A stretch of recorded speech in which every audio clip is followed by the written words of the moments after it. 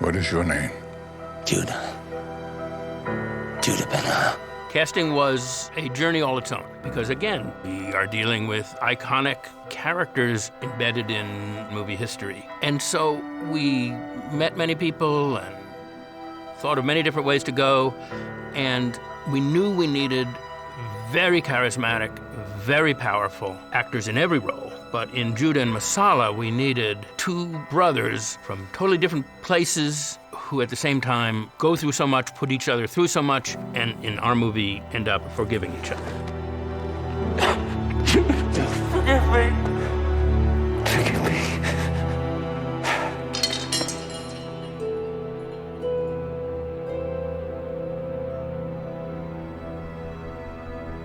The choice of who would be the actor that got to play Judah Ben-Hur was such an important decision.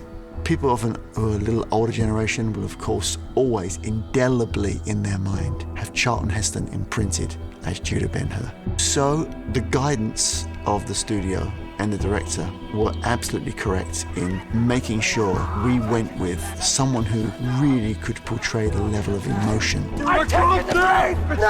but still have a vibrancy and strength. And Jack Houston was an amazing choice. You keep my family and my house clean of this. When I first was really introduced to Jack was on Boardwalk Empire, and he was my favorite character in that. What he did with that was great. So when I saw him do the reading, I thought, oh my God, he's really our Ben-Hur. If you leave me with nothing. I remember when Jack came in to read with all the leading ladies and just being so disarmed by his charm and his graciousness, because he gave 100% and he showed a kindness and a consciousness on camera that really impressed me. He's a very generous actor. I'll speak to my people, find out what I can. Thank you. I was interested originally by the role of Masala because I thought they were going to go after some massive movie star for the role of Judah Ben-Hur. So I went and I sat down with Timur. So we started talking about Masala, and then I went in a few weeks later and read for Masala. And then I got a call from the studio and they said they can't find Judah, and they kind of thought maybe I'd be all right for it. I remember being on the phone saying, does this mean I won't get the part of Masala? And them saying, well, you might not get Masala, but you might get Judah Ben-Hur. And I was like, okay, well, that would be a good swap, I guess. But in my eyes, I love both roles. I think they're beautiful. Masala, you and Tiz together would be like what? Like we were family. We're not family, are we? Are we? I'm just a lowly orphan your family took in. Toby Kebbell plays Masala, and it's a very complicated role. Even though he is the antagonist technically in the movie, you love him and you care about these brothers. I had to be able to come back on my own terms. Your family gave me everything. I wanted to be able to return the favor. Masala, for me, it was very clear to get to take that journey of an adopted child who has wealth and fortune that doesn't belong to him. And I think because he doesn't really belong there, it's desperate in Masala to prove his worth. It's like another family joining an army. And it's not the craving for blood that Masala really has, although he's slightly lost in there. Why haven't you attacked the city? An attack wasn't needed. My orders were to pacify the city. Leaving no able-bodied man alive. So he has a lot of aspiration to prove something new. Rome's calling for blood, I have to give them some. I would never do this to I would never. Whatever happens now, you did this. Toby Kebbell as Masala, wow. Physically, he just brings it, right? He's a tough guy. You know, he's strong, but he brings such intelligence and depth on screen. You wash ashore, shackled, your back striped. You were a galley slave. How long? 5 years. When you do a remake, you just do note for note. We're doing a reimagining, which means that the difference is that I'm not a sheikh. I still have all the accoutrements that I'm supposed to have, all of the wealth, and still a big gambler. Just, I'm not Arab.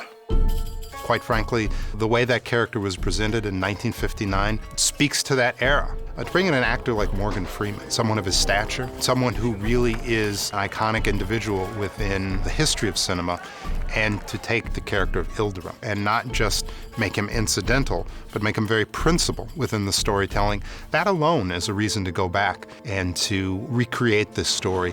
People starve, the masses are enslaved, and Caesar answers with less bread and more circuses. Timur called me and said, I'm going to do it and I want you in it. This is our second time working together, and we managed well. It's one of the reasons why I decided to make this movie, because I understood that if I will have Morgan as Ilderim, the whole movie will have a sense. Because Ilderim character is really, it's a mentor, and Morgan is famous to create mentor characters. In the circus, there is no law. There is no right, no wrong. And Ilderim is a very complicated, very complex character. My money against your pride. Because he's cynical and emotional and smart and tricky at the same time. Take this. What for? He's a Roman. That's all the reason you need. Morgan's there, which is always such a treat, just being on set with him, because he's just such a warm, lovely man who is just phenomenal to do a scene with and just be opposite and talk with, because he's got an amazing sense of humor and he's just always lightens up the mood in the whole set. Okay, good. It will get better. I quickly realized what just a master he is of the craft, because there was one day where I remember looking at the scene and I was thinking, it feels like it's missing a page when we got our pages that day. And I know Morgan got the same page, and we got there and they say, yeah, oh, sorry, we forgot there's a massive monologue for Morgan of Ilderim. And Morgan hadn't been given it the night before. And Morgan turns and he's like, give me 10 minutes. And he goes to the car and he sits in the car for 10 minutes. And he comes back and he goes, okay, I'm ready. And they go, okay, action. And Morgan, verbatim, does the speech absolutely perfect. Every beat, hits everything. And I was sort of sitting there, and I think it came to my mind, I forgot my line. Because I was like, that was the most amazing thing I've ever seen. Mother! Judas hurt! Someone help! It was important that we have strong female characters in our film, as represented by Naomi and Tirza. Quick, fetch a doctor. Ayelet and Sophie are beautiful in these roles, and Nazanin Boniadi in the role of Esther. The female voice is definitely not lost in this very testosterone-heavy story, because it really is the story of Masala and Judah. But the women's perspective is definitely not lost in there. It has a very significant presence. There's truth to what he's saying. There must be something better. Again, it goes to our desire and Timur's vision to tell a contemporary story of real people. Tirza, could you help me to my bedroom, please? I was like, if Timur's making it, then this could be interesting. And then we spoke for an hour and a half the first time we ever talked, and we talked about everything. Women's roles in movies and writing and drama and camera, everything. And I realized it would be really creative working with him, and I was not wrong. You spend too much idle time with Masala. If I didn't, you'd have nothing to complain about. That's what stood out to me, and what made me so excited about John Ridley's script in this version was that these women matter, and they have a great effect on the men around them. You tried to kill Masala. I told you to stay away from him, Judah. I warned you. When one looks at Esther and her involvement, not just with Judah Ben-Hur, but also with Masala, and how she navigates these two strong personalities through her faith. God punishes just as God forgives. The beauty about Timur's work is that, of course, he's a visionary, and it's going to be visually captivating. But also, he has contemporarized the story. And what I love is that he's really taken each character and made them relevant to a modern audience. I think women are going to watch Esther and relate to the character. The zealots. All they want is freedom. And at what cost? There's freedom elsewhere.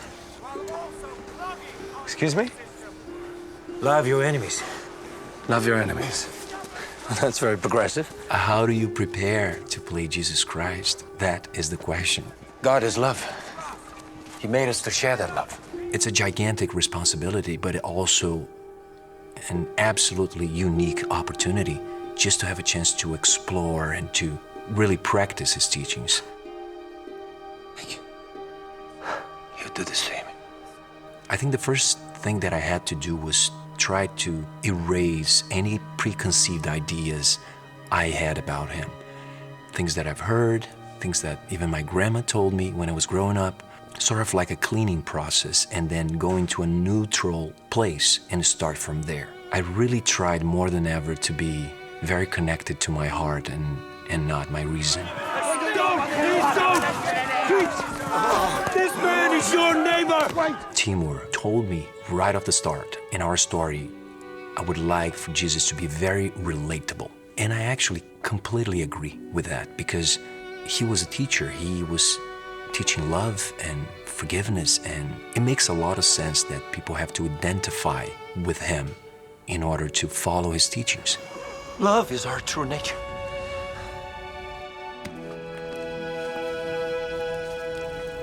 And I've never been a part of a film with so many diverse individuals. We have Istanbul, Amsterdam, England, United States, Brazil. It's just a melting pot of different cultures, different ways of viewing things, different creative processes. International, beautiful international cast. That's how it should be, and that's how it's going to be from now on. Lots of different talents from different parts of the world and splashing a color of their culture with every move they make. Give them a show, the people will cheer you. When you see the performances across the board, they have elevated. They had made it fresh, they've made it relevant, they've made it urgent, because ultimately that is the space where people are going to do the hardest comparison. But when you look at these bits of footage, scene by scene, moment by moment, you know the performers have come in and given it everything that they have emotionally. No, what the fuck? And I can't say enough about what they knew that they were going to be challenged with and how they stepped up to that challenge and really delivered.